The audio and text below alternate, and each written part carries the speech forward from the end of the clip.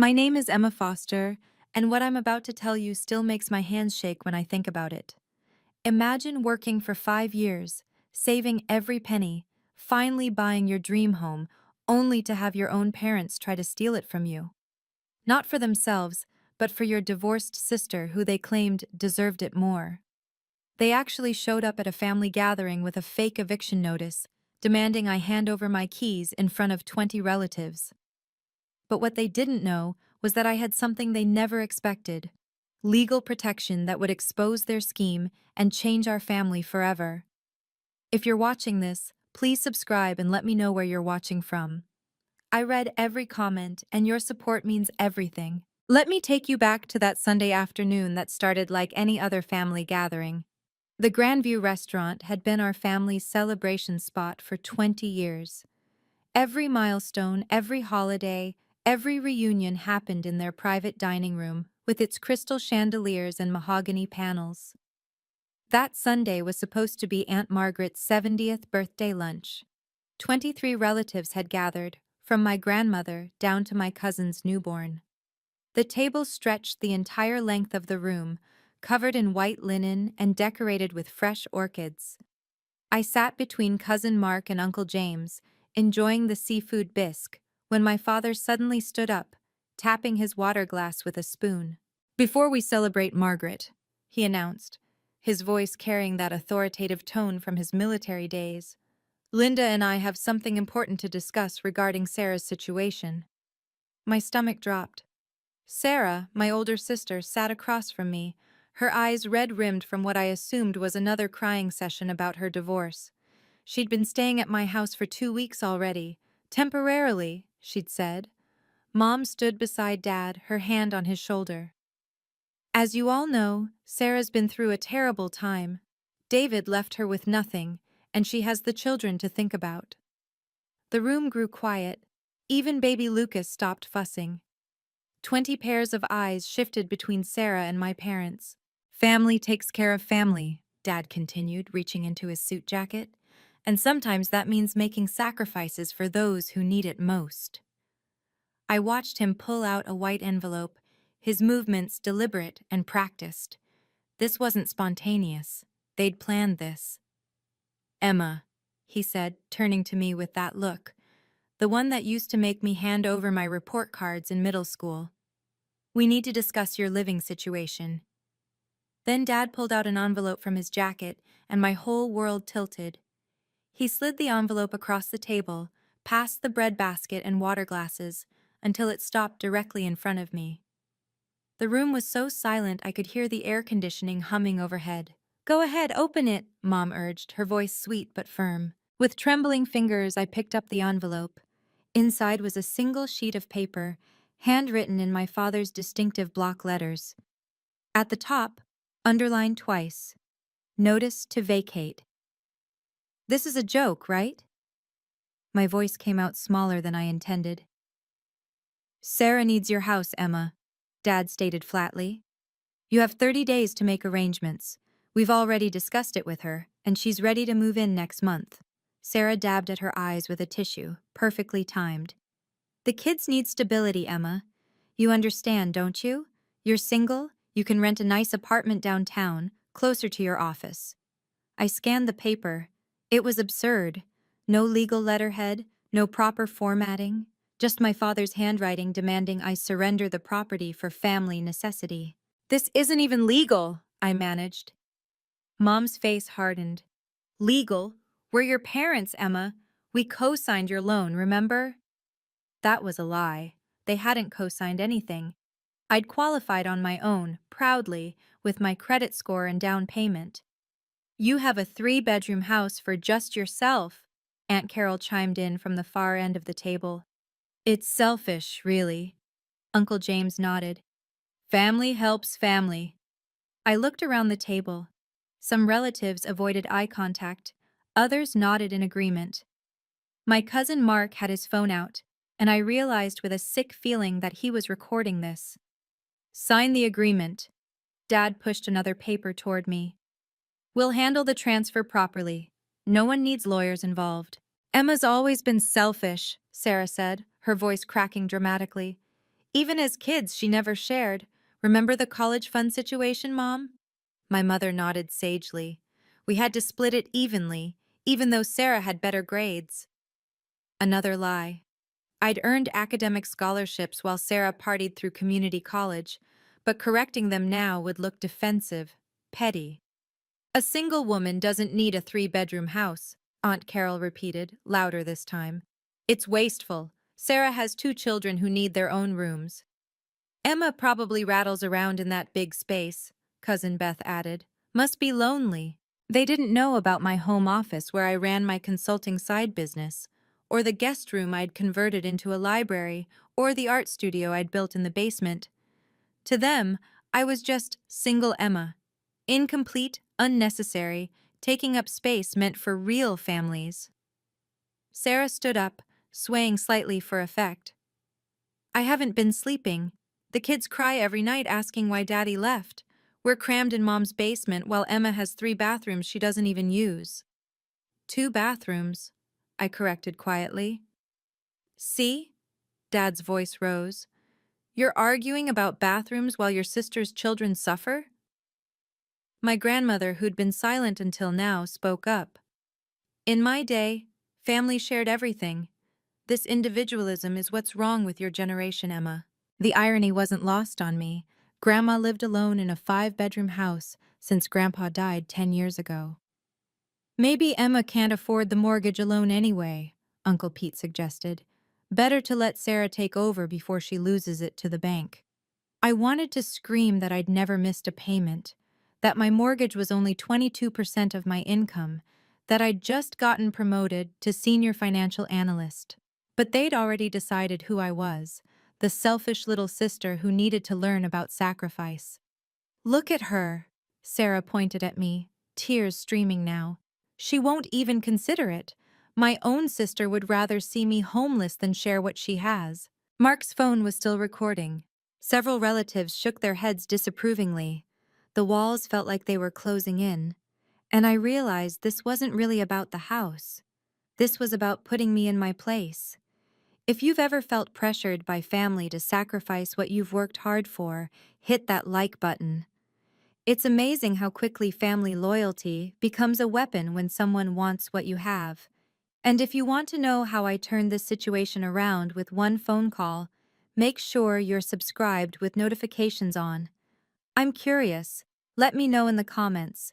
Have you ever had family try to take advantage of you? What would you do if your parents literally tried to evict you from your own home?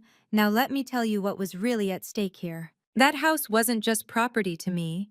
It represented 5 years of 70-hour work weeks, skipped vacations, and driving a 12-year-old Honda while saving every bonus. 20% down in this market meant $65,000 cash. Money I'd saved while Sarah spent hers on designer bags and Disney cruises with David. If I signed their ridiculous paper, I'd lose everything. Not just the house, but my credit history, my stability, my proof that I could succeed on my own terms. My professional reputation would crumble if word got out that I'd been evicted by my own parents. How would that look to my clients who trusted me with their financial planning? I need a minute, I said, standing up. To do what? Mom snapped. Call some boyfriend to rescue you? Oh wait, you don't have one of those either.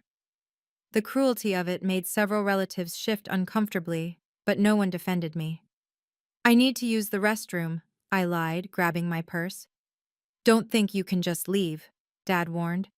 We'll be right here waiting for your signature. As I walked past Sarah, she grabbed my wrist. Please, Emma, my babies need this. Don't you have any maternal instinct at all? I pulled free and headed for the door, my phone already in my hand. 3 missed calls from a number I recognized. Marcus Chen, the real estate attorney who'd handled my closing. But why was he calling on a Sunday? In the hallway, I quickly texted him. At Grandview, family trying to force me to sign over my house. Help!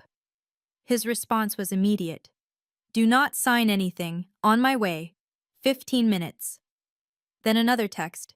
Check your email. Sent you something Friday about your deed. Important. My hands shook as I opened my email. There it was. Sent Friday at 4:47 p.m. Regarding Special Protection Clause activation. I'd barely skimmed it, thinking it was routine paperwork. Now I read every word, and my heart started racing for an entirely different reason. Through the door, I could hear Dad's booming voice. "Where did she go? Someone check if her car's still here." I typed back to Marcus. "Bring everything. They have the whole family here as witnesses." "Perfect," he replied. "The more witnesses, the better." When I returned to the dining room, the atmosphere had shifted from uncomfortable to hostile. They'd moved my chair next to Sarah, trapping me between her and my mother. "Feeling better?" Mom asked coldly. "Ready to do the right thing?" "I haven't decided anything," I said, sitting down carefully. "What's to decide?" Dad slammed his palm on the table, making the glassware jump. "Sign it now!" "She's stalling," Sarah accused. "Probably trying to hide assets or something. That's what David did during our divorce." "I'm not David," I said quietly. "No, you're worse." Sarah's voice pitched higher. "David had an affair. You're abandoning family. We raised you better." Mom grabbed my hand, her nails digging in. "Where's your compassion?" 28 years we invested in you," Dad added. "Fed you, clothed you, educated you." "I paid you back for college," I interrupted. "That's not the point." He stood up, looming over me. "Family isn't about money." "Then why are you trying to take my house?" The question hung in the air for a heartbeat before Sarah burst into fresh tears. "Listen to her. My children are homeless, and she's worried about property values." "Your children aren't homeless," I pointed out. "You're living with Mom and Dad." "In a basement," Sarah wailed. "They deserve better." "Then work for it like I did," I said, immediately regretting it as the room erupted. "How dare you!" Aunt Carol gasped. "Heartless," Uncle James added. "Think of the children." Grandma clutched her chest dramatically. My phone buzzed. "Marcus, 5 minutes. Don't sign anything. Recording everything?" I glanced at Mark, still filming. "Actually, yes," I muttered. "What?" Mom demanded. "Nothing. I need 10 minutes to think." "You've had 10 minutes," Dad roared. "Sign it or we're done. No inheritance, no holidays, no family." "Robert, calm down," Aunt Margaret finally spoke up, looking uncomfortable. "Stay out of this, Margaret," Mom snapped. "This is between us and our ungrateful daughter." Sarah slid the paper closer to me, placing a pen on top. "Please, Emma, for once in your life, think of someone besides yourself." My phone buzzed again. "Marcus." Walking in now. The door to the private dining room opened, and everything was about to change. "I need more time," I said, pushing the paper back towards Sarah. "Time for what?" Dad's face was turning red. "To lawyer up? To screw over your family?" "Maybe she's waiting for someone," Sarah said suspiciously. "Emma, did you call someone?" Before I could answer, Mom snatched my phone from the table. "Let's see who you're texting." "Give that back!" I reached for it, but she pulled away. "Marcus Chen?" She read from the screen. "Who's Marcus Chen?" "Probably some boyfriend she's hiding," Sarah sneered. "Another secret, Emma?" "I don't have secrets," I said, trying to stay calm, "and I'm not signing anything under duress." "Duress?" Dad laughed bitterly. "We're your family, not criminals. You're threatening to disown me if I don't give up my house. What would you call it?" "I'd call it a wake-up call," Uncle Pete interjected. "About time someone taught you about sacrifice." Mark moved closer with his phone, getting a better angle. "This is intense," he muttered to his girlfriend. "Delete that video," I told him. "Why?" Mark smirked. "Afraid of evidence? Truth hurts, doesn't it?" "The truth?" I stood up, my composure finally cracking. "The truth is that I worked for everything I have while Sarah what?" Sarah jumped up too, getting in my face. "Go ahead, say it. While Sarah was raising children and trying to save her marriage? While Sarah was spending money she didn't have?" The words burst out before I could stop them. The room gasped collectively. Even the waitstaff hovering by the door looked shocked. "How dare you!" Mom raised her hand as if to slap me, then caught herself. You jealous little Mrs. Foster? A calm, professional voice cut through the chaos. I don't believe we've met. I'm Marcus Chen. Everyone turned toward the door. Marcus stood there in an expensive charcoal suit, looking like he'd stepped out of a law firm's senior partner meeting rather than rushed here on a Sunday afternoon. Who the hell are you? Dad demanded. Marcus smiled pleasantly, pulling out a business card. Emma's attorney. I understand there's some confusion about property ownership? The room went dead silent. Sarah's mouth fell open. Mom dropped my phone onto the table with a clatter. Attorney? Dad's voice wavered for the first time. 6 months ago, when I was signing my closing documents, Marcus had said something odd. Always get it in writing, Emma, especially with family, especially when money's involved. I'd laughed it off then. My family would never try to take advantage of me. We had our issues, sure, but we weren't those kinds of people. Your house has a special protection clause, he'd explained, sliding an extra document across his desk. It's something I recommend for all my single clients, particularly women. It prevents anyone from claiming ownership through coercion, emotional manipulation, or familial pressure. Seems paranoid, I'd said. Paranoid is my middle name, Marcus had smiled. Well, actually it's James. But you get the idea. Initial here, here, and sign here. Now, standing in that dining room with my family glaring at him like he was the enemy, I understood why he'd insisted. Emma doesn't need a lawyer, Mom said, recovering first. This is a family matter. Actually, Marcus said, setting his briefcase on the table, when it involves property transfer and what appears to be an attempted illegal eviction, it's very much a legal matter. Illegal? Sarah sputtered. We're her family. Family members commit 64% of financial fraud, Marcus stated calmly. May I see this supposed eviction notice? Dad reluctantly pushed the handwritten paper toward him.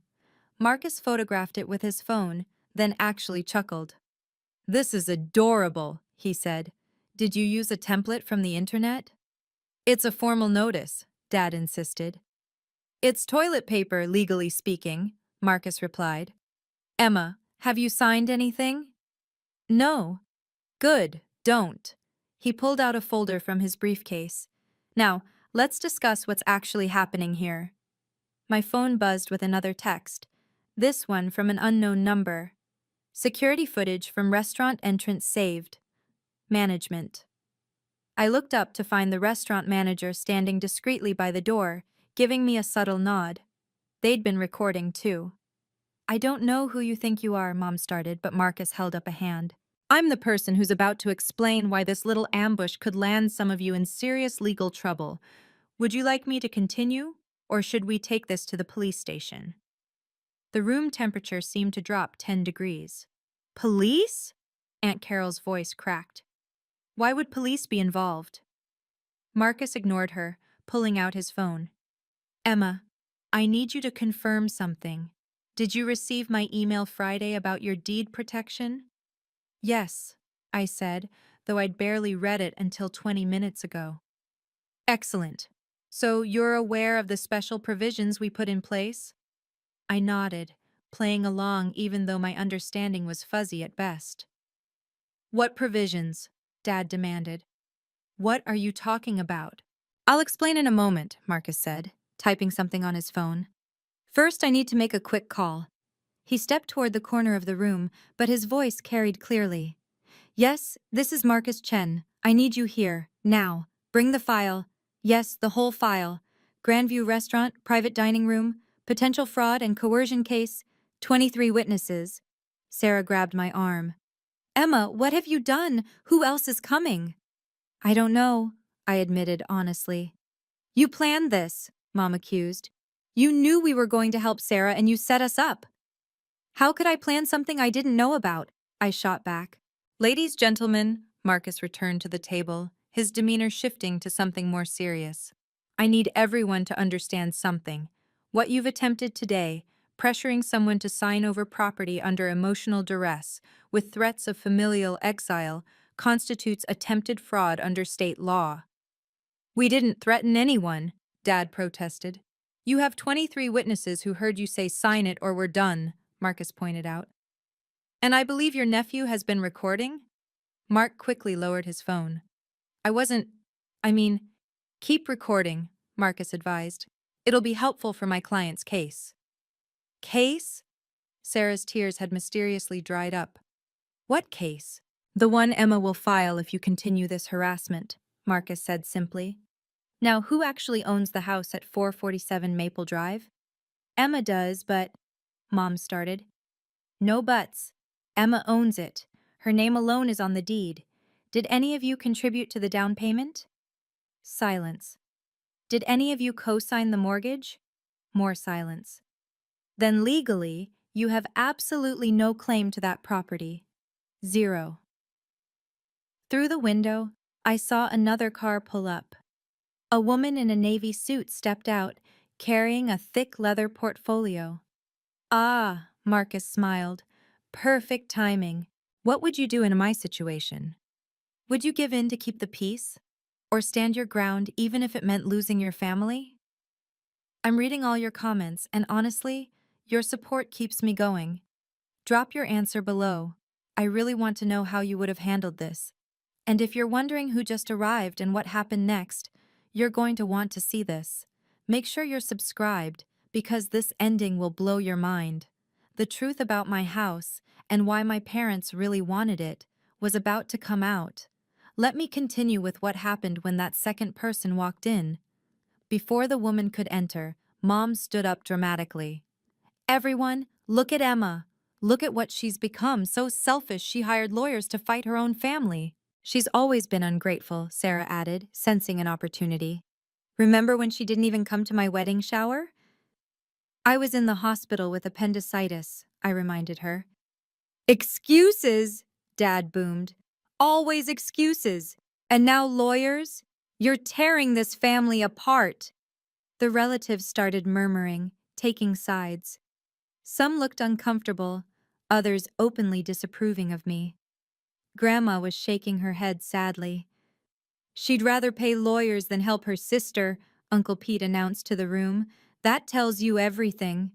How much is this costing you, Emma? Aunt Carol asked smugly. Thousands, while your sister's children go without? Sarah suddenly clutched her chest. I can't breathe. The stress. She swayed dramatically, and Uncle James caught her arm. Someone get her water! Sarah's having a panic attack, Mom cried. Look what you've done, Emma! The room erupted in chaos. Relatives rushed to Sarah's side. Someone called for the manager. Mark kept filming everything, moving between Sarah's performance and my face. This is all your fault, Mom pointed at me. Your sister could lose custody if she doesn't have stable housing. The court date is next month. That was news to me. Court date? David's fighting for the kids, Dad revealed. Says Sarah's an unfit mother without a proper home. But you don't care about that, do you? Sarah's breathing became more dramatic. My babies! He'll take my babies! And Emma will let it happen, someone muttered.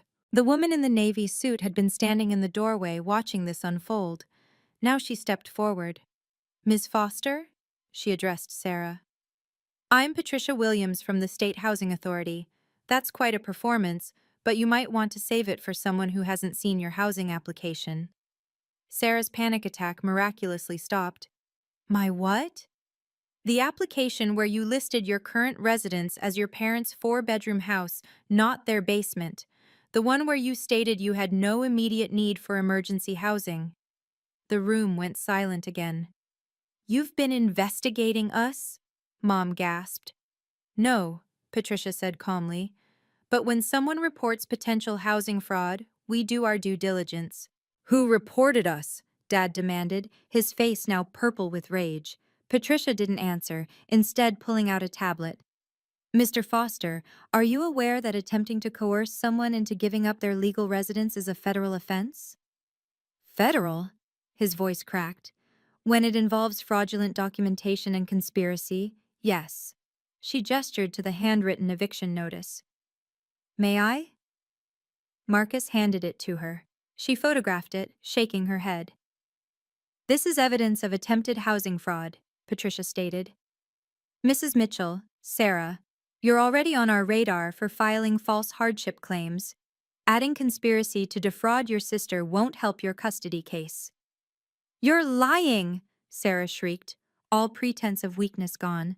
Emma called you. She set this up. Actually, Marcus interjected, Emma had no idea we were coming. This was triggered by the email I sent Friday about unusual activity on her property records.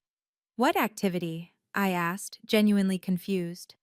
Someone tried to add themselves to your deed through the county clerk's office, Marcus explained.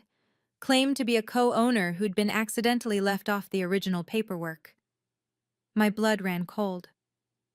Who? Marcus looked directly at my parents. The application was signed by Robert and Linda Foster. Gasps echoed through the room. Even the relatives who'd been supporting my parents looked shocked. You tried to steal my house? My voice came out as a whisper. Before today? It's not stealing, Mom protested. We were protecting family assets. By committing fraud? Patricia asked. That's a 2-year minimum sentence, Mrs. Foster. Prison? Aunt Margaret stood up, horrified. Linda, Robert, what have you done? Dad pointed at me. This is all her fault. If she'd just helped Sarah naturally, none of this would have happened. Naturally? I found my voice again. You mean if I just rolled over and given up everything I worked for? Yes, he shouted. That's what family does. The restaurant manager stepped forward. I'm sorry, but I need to ask you to lower your voices or leave. We're not going anywhere. Dad turned on him. This is a private event. Actually, the manager said quietly, Ms. Foster is our preferred customer. She's been coming here twice a month for 3 years. You're her guests, and if she wants you to leave, everyone looked at me. For the first time all afternoon, I held all the power. Marcus opened his briefcase with deliberate precision, pulling out a thick folder marked Foster E. Property Protection File. Let me explain what's actually happening here, he began, his voice carrying the authority of someone who'd done this many times before. Emma Foster is the sole legal owner of the property at 447 Maple Drive.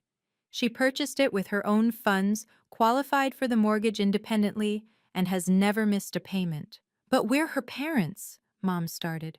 Which gives you exactly 0 legal claim to her property, Marcus interrupted. However, what's more interesting is this. He pulled out a document with an official seal. This is the enhanced protection deed Emma signed at closing. It specifically prevents property transfer under family coercion. That's not a real thing, Dad scoffed. It's very real, Patricia confirmed. It's designed to protect individuals from exactly this scenario. Family members attempting to steal property through emotional manipulation. Marcus continued. The clause states that any attempt to force transfer through threats, emotional blackmail, or familial pressure automatically triggers a criminal investigation. Criminal? Sarah's voice went up an octave. Let's review the evidence. Marcus pulled out his phone. We have a fraudulent eviction notice, witness threats of family exile, attempted deed fraud at the county office, and, he glanced at Mark, video evidence of the entire conspiracy. It's not conspiracy, Dad slammed his fist on the table. It's family business. Actually, Patricia pulled up something on her tablet. When 3 or more people plan to defraud someone of property valued over $250,000, it's conspiracy to commit grand theft. The number hit the room like a bomb. $250,000. That's what they'd tried to steal from me. Furthermore, Marcus added, I have here Emma's bank statements showing she alone paid the down payment, $65,000 from her personal savings account. No transfers from any family members. He laid out more papers. Her mortgage pre-approval, showing she qualified with only her income. Her employment verification, proving she earns more than enough to maintain the property. How much does she earn? Aunt Carol asked nosily. That's confidential, Marcus said. But I can tell you it's more than double what's required for her mortgage payment. Sarah's face was crumbling. This isn't fair. She doesn't need all that space. Need is irrelevant, Patricia stated. Ownership is what matters. And legally, morally, and ethically, that house belongs to Emma alone. But the custody case, Sarah started desperately. Your custody case has nothing to do with your sister's property, Patricia cut her off. And filing false housing claims won't help you with the judge. In fact, this attempted fraud could cost you custody entirely. The room watched Sarah sink into her chair, finally understanding the magnitude of what she'd participated in. There's more, Marcus said, pulling out another document. This is particularly interesting. Emma, did you know your house has a title insurance protection rider? I shook my head, still processing everything. It means, he explained, that any fraudulent attempt to transfer the title triggers an automatic investigation and prosecution by the insurance company. They don't need Emma's permission. They'll pursue criminal charges independently. You're bluffing, Dad said, but his voice had lost its confidence. Patricia held up her tablet, showing an official document.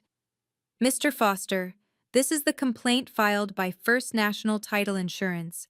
They detected your fraudulent attempt to add yourself to the deed. They've already referred it to the district attorney. Mom grabbed Dad's arm. Robert, what did you do? It was supposed to be simple, Dad exploded. Add our names, transfer to Sarah, done. The clerk said it happens all the time with family properties. What clerk? Patricia asked sharply. Dad went silent, realizing he'd said too much. Here's what's going to happen, Marcus announced. My client has several options. Option 1, press full criminal charges for attempted grand theft, fraud, and conspiracy. That's minimum 2 years prison for the primary conspirators, possible probation for accessories. Several relatives shifted nervously. Option 2, he continued. Emma can file for restraining orders against anyone who participated in this scheme, preventing them from coming within 500 feet of her or her property. You can't ban us from seeing our daughter, Mom cried. Actually, she can, Patricia confirmed. Attempted property theft is grounds for a permanent protective order. Option 3, Marcus said, looking directly at me. Emma can choose to handle this privately, with conditions. What conditions? I asked. Full written apologies from all conspirators, signed agreements to never attempt any claim on her property. Sarah moves out within 48 hours, and a cease and desist preventing any family member from discussing her property or finances again. That's blackmail, Sarah accused. No, Marcus smiled coldly. Blackmail is threatening to disown your daughter if she doesn't give you her house. This is consequence management. Mark had stopped recording, his face pale. I didn't know it was illegal. I just thought it was family drama. Ignorance isn't a defense, Patricia warned. That video could make you an accessory. However, Marcus added, if you're willing to provide that video as evidence and testify truthfully, you'd likely receive immunity. Mark nodded quickly. Yes, absolutely, whatever you need. Traitor, Dad spat at him. No, Uncle Robert, Mark said quietly. I'm not going to jail for your scheme. The power dynamic in the room had completely shifted. The relatives who'd been pressuring me were now looking for exits. My parents sat frozen, finally understanding they'd committed actual crimes. And Sarah. Sarah was crying real tears for the first time all day. Marcus placed 3 documents on the table. Mr. and Mrs. Foster, Sarah Mitchell. These are cease and desist orders. Sign them now or I call the district attorney. We need a lawyer, Dad said weakly. You should have thought of that before attempting fraud, Patricia responded. Mr. Chen is offering you a gift, the chance to avoid prosecution. I wouldn't waste it. Mom picked up the pen with shaking hands. If we sign, Emma won't press charges? Correct, Marcus confirmed. But violate any terms, and criminal prosecution proceeds automatically. She signed, tears streaming down her face. Not tears of manipulation like Sarah's earlier performance, but genuine tears of humiliation and defeat. Dad signed next, his military bearing completely broken. The man who'd commanded respect through intimidation my whole life looked small, deflated. Sarah held out the longest. "This isn't fair. I need help. I'm getting divorced." "Your divorce isn't Emma's responsibility," Marcus said firmly. "Sign or face fraud charges that will guarantee you lose custody." That did it. Sarah scrawled her signature and pushed the paper away like it burned her. "Now," Marcus turned to the rest of the room. "Anyone who participated in pressuring Emma today needs to understand. You could be considered accessories. I suggest written apologies within 72 hours. Aunt Carol immediately spoke up. "Emma, I'm so sorry. I had no idea." "Save it for the letter," I said, finding my voice at last. Marcus pulled out another document. "Sarah, this confirms you'll vacate Emma's property within 48 hours. All your belongings removed, keys returned, no damage to the premises." 48 hours? Sarah protested. "Where am I supposed to go?" "Your parents have a 4-bedroom house," Patricia pointed out. "Your housing application confirms it has adequate space." "Speaking of which," Marcus added, "the false hardship claims you filed? Those are being reviewed. Any benefits you received fraudulently will need to be repaid." Sarah's face went white. "How much?" "Around $3,000 according to preliminary calculations," Patricia said. The room was silent, except for Sarah's quiet sobbing. Real consequences were hitting home. "Emma," Marcus turned to me, "do you want to add anything to the agreements?" I stood up, looking at my family, these people who'd tried to destroy me for their own gain. "Yes, I want it in writing that no family member will ever ask me for money, property, or financial assistance again. Any request voids the agreement and triggers prosecution." "You can't cut us off completely," Mom gasped. "You tried to steal my house," I said simply. "You're lucky I'm not sending you to prison." Marcus added the clause, and they had to initial it. Each stroke of the pen was another nail in the coffin of our relationship. But I felt free. Finally, utterly free. "There's one more thing," Marcus announced, pulling out his phone. "The restaurant's security footage and Mark's video will be held in escrow. If anyone violates these agreements or attempts to retaliate against Emma, the evidence goes directly to the police." "Retaliate how?" Uncle James asked nervously. "Spreading lies about her, harassment at work, damaging her reputation," Marcus listed. "Any form of retaliation triggers immediate legal action." The manager stepped forward. "Ms. Foster, would you like these people to leave now?" I looked around the room. Aunt Margaret's 70th birthday cake sat untouched on the side table, the candles unlit. "Yes, everyone except Aunt Margaret can leave." "You're kicking us out?" Dad stood up, trying to reclaim some authority. "No, you kicked yourselves out when you tried to steal from me," I replied calmly. "Emma, please," Mom begged. "We're still your parents." "Parents don't steal from their children," I said. "Parents don't threaten and manipulate and conspire. You stopped being my parents the moment you signed that fraudulent deed application." Sarah stood up shakily. "I need to get my things from your house." "Marcus will arrange a supervised move-out," I said. "You're not entering my home without legal supervision." "You really hate me that much?" Sarah asked. "I don't hate you," I said honestly. "I nothing you.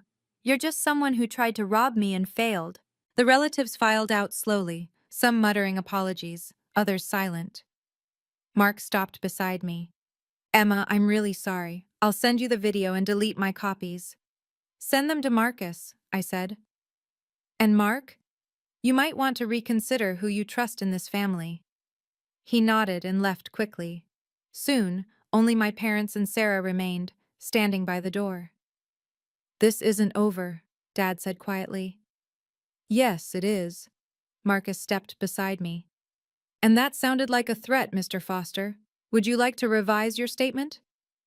Dad's jaw clenched, but he said nothing more. They left without another word. The room felt enormous suddenly, empty except for me, Marcus, Patricia, and Aunt Margaret, who'd been silent through everything. "Well," Aunt Margaret finally spoke, "that was overdue by about 10 years. I stared at her in surprise. Oh, Emma, she smiled sadly. I've watched them treat you like a second-class citizen your whole life. I should have spoken up sooner. I'm sorry. You knew they'd do something like this? I suspected. When they kept asking about your house value at Christmas, I worried. That's why I insisted on having my birthday here, in public. I thought it would keep them civilized. She laughed bitterly. Shows what I know. Marcus started packing his briefcase. Emma, you did the right thing. They would have escalated if you'd given in. I nodded, feeling the weight of what just happened. I'd lost my family but kept my home, my dignity, and my future. Within 24 hours, the family grapevine exploded. My phone buzzed with messages from cousins, aunts, and uncles I hadn't heard from in years. Some supported me, others called me heartless. I didn't respond to any of them. Sarah moved out in exactly 47 hours, supervised by Marcus's assistant. She'd done $500 worth of damage. Nail holes in walls, stains on the carpet. Marcus added it to the documentation. The real consequences started hitting the following week.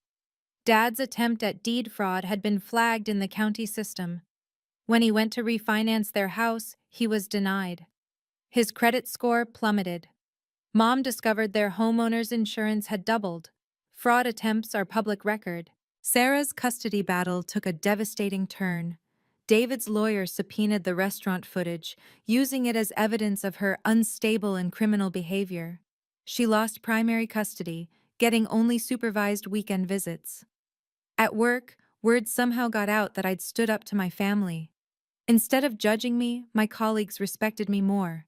My boss, who'd gone through her own family property dispute, pulled me aside. You did what most people can't, she said. You chose yourself. That takes courage. The promotion I'd been hoping for came through 2 weeks later. Senior financial analyst became director of financial planning.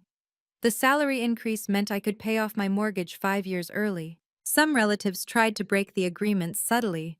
Aunt Carol posted on Facebook about family members who choose money over blood. Marcus sent her a warning letter. The post disappeared within hours. Uncle Pete called my office, pretending to be a client needing financial advice. My assistant recognized the name from the banned contact list Marcus had provided. He received a formal cease and desist that afternoon. The most surprising response came from my grandmother. She sent a letter, an actual handwritten letter, through Marcus's office. Emma, it read, I was wrong. I let my old-fashioned ideas about family cloud my judgment. Your parents and Sarah took advantage of you, and I enabled them. I'm leaving you something in my will, not money, but something you deserve. Don't contact me. I need time to think about what I've become. But know that I see clearly now. Marcus confirmed the letter was legal and didn't violate any agreements. I kept it, but didn't respond. 3 months later, I learned through Aunt Margaret that my parents were in counseling. Apparently, the threat of prison had forced them to confront their toxic patterns. Sarah had moved in with them permanently, exactly where she'd started. 6 months after the confrontation, I received an unexpected call from Patricia Williams. Emma, I wanted to update you on something. Your case has become a training example for our department. My case? The way your family attempted property theft. It's more common than people think. We're using it to train investigators on recognizing family fraud patterns. With your permission, we'd like to create an anonymized case study. I agreed immediately. If my story could help others avoid what I went through, something good would come from the pain. The ripple effects continued. Mark, who'd provided the video evidence, reached out through Marcus. He'd started seeing the family dynamics clearly and was setting his own boundaries. His video had saved me, and now he was saving himself from the same toxic patterns. My house became my sanctuary. I converted Sarah's former room into a home office, painted the walls the colors I loved, and hung art without asking anyone's opinion. Every mortgage payment felt like a victory. The neighborhood noticed the change too. Without Sarah's kids running wild and her car blocking driveways, my relationships with neighbors improved. Mrs. Chen from next door, who'd witnessed some of Sarah's tantrums, brought me cookies one day. You did the right thing, she said simply. Family that treats you like that isn't family. At work, I became known as someone who could handle difficult situations with grace. Clients trusted me more, knowing I had backbone. My consulting side business tripled within 4 months. The legal documentation proved useful in unexpected ways. When I applied for a business loan to expand my consulting practice, the bank officer noticed the enhanced property protection. Smart move, he said. We see too many family fraud cases. This shows you understand asset protection. The loan was approved at the lowest interest rate available. I learned that Dad had tried to contest the agreements through a lawyer. The lawyer reviewed the case, saw the evidence, and told him he was lucky to avoid prison. That ended any further attempts at manipulation. Sarah's life spiraled differently. Without my house as a backup plan, she had to face reality. She got a job, retail, but it was something. She couldn't manipulate her way through life anymore. Through it all, Aunt Margaret stayed in touch. She became the family I chose, rather than the family forced upon me. We had lunch monthly, never discussing the others unless necessary. You're thriving, she observed one afternoon. Cutting out the poison was the best medicine. Looking back now, that Sunday at the Grandview restaurant was the day I truly became an adult. Not when I graduated college, not when I bought my house, but when I stood up to the people who were supposed to love me most and said, no, this is mine. Family isn't about blood or obligation. It's about respect, genuine love, and healthy boundaries. The family I was born into taught me what I didn't want to be. The family I chose, Aunt Margaret, supportive colleagues, true friends, showed me what real connection looks like. My house is more than property now. It's proof that I can protect myself, that I deserve what I've earned, and that love without respect isn't love at all. Every room tells the story of my independence, my strength, my refusal to be diminished. To those watching who struggle with similar situations, document everything. Get legal protection before you need it. And remember, saying no to toxic family isn't selfish, it's self-preservation. The cease and desist agreements remain in effect. I haven't spoken to my parents or Sarah in over a year. Some might call that sad. I call it peaceful. The money I might have given them went into my retirement account instead. The energy I spent managing their crises now goes into building my business. Recently, I received word that Grandma passed away. True to her letter, she left me something in her will, not money, but her collection of first edition books and a note. For the granddaughter who knew their worth. Boundaries aren't walls built from hatred. They're fences built from wisdom, with gates that only open for those who've earned entry. My parents and sister chose to violate that trust. They chose theft over relationship.